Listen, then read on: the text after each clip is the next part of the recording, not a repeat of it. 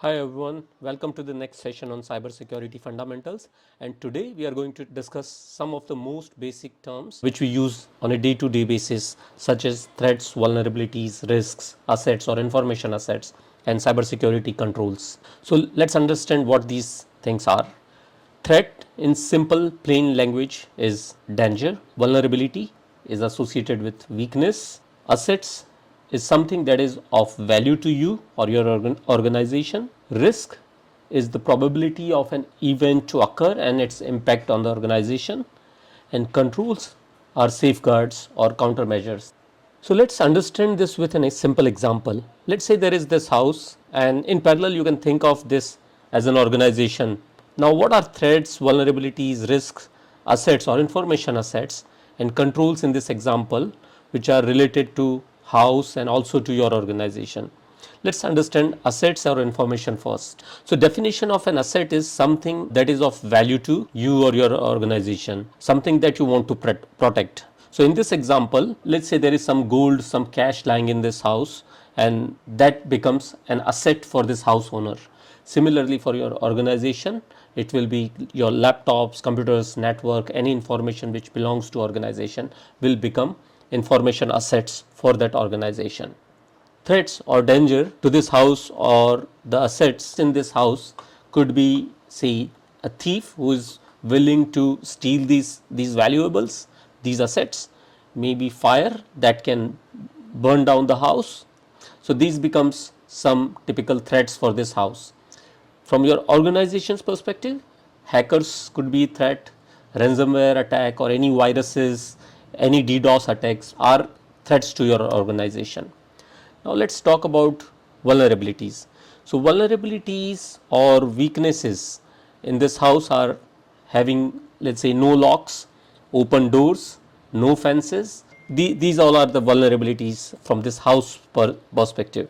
In other words, absence of any control. So say these are some controls. So absence of any controls is referred as vulnerabilities, right? So vulnerabilities in this similar sense to your organizations are hackers who can steal confidential data, or ransomware or viruses which can steal or delete or corrupt the information.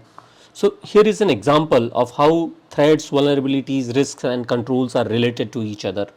So say threats or dangers can exploit a vulnerability, and exploitation of vulnerability could result in a risk. And controls or safeguards are there to manage the risks, mitigate the risks or reduce the risk. Controls also protects from threats or deter threats or prevents from threats. So how does it all fit together? So let's understand it from a very simple example here.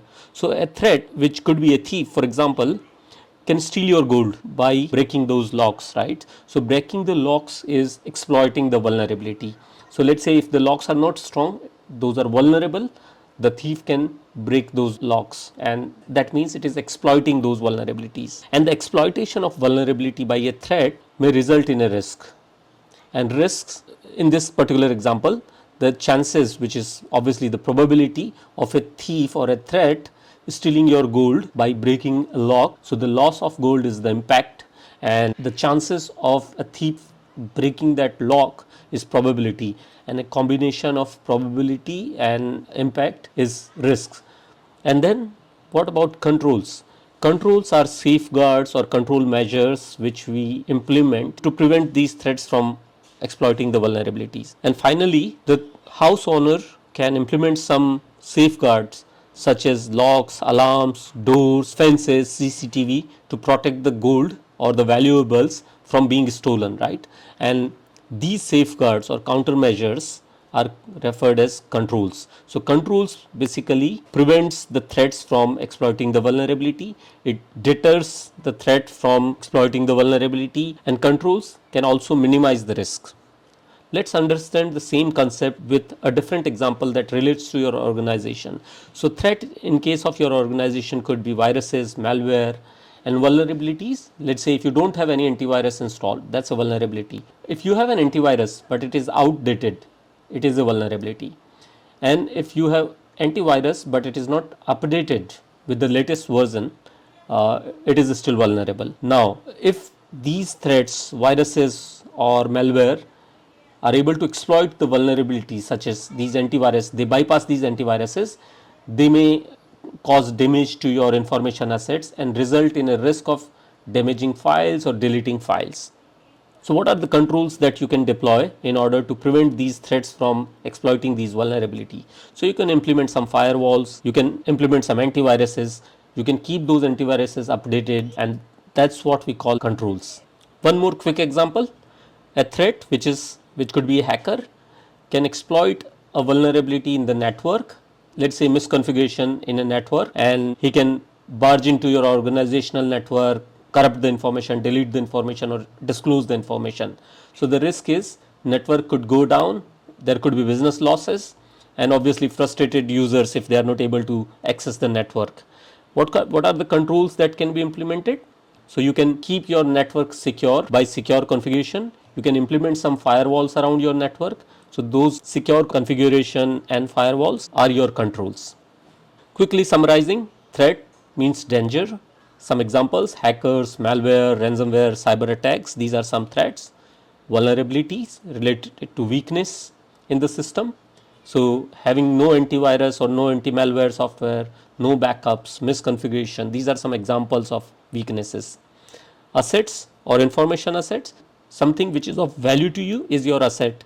In our case, we generally talk about information assets such as file, data, laptops, mobile, network, business secrets, your IP. Risk is a function of probability and impact. That means probability of an event to occur and its impact on the organization, such as loss of information, loss of reputation, data breaches, etc. Controls are safeguards or countermeasures such as antiviruses, firewall, employee awareness, cybersecurity awareness training, etc. So I hope you liked the video. You can scan this QR code to connect to me on LinkedIn, or I've also given a link to my LinkedIn profile in the video description. Thanks for watching the video. Please do subscribe and keep me posted if you would like me to make some videos on some different topics. Thank you very much.